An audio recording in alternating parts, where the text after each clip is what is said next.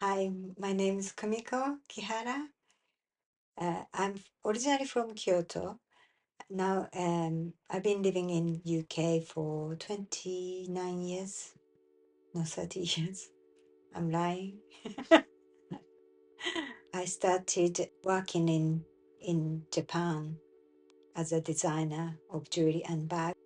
I went to Barcelona to learn jewelry design and also where I learned chasing and repoussé.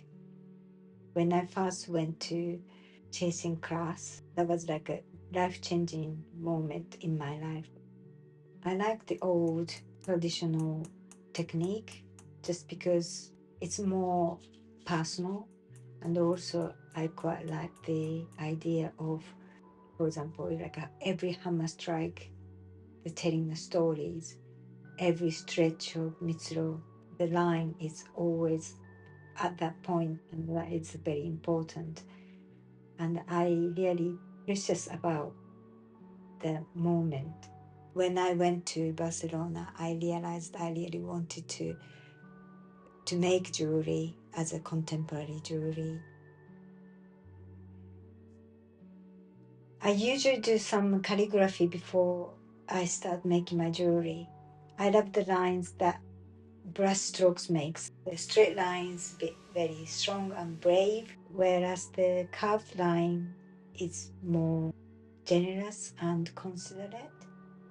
And I found that those two different lines finding harmony in the little paper.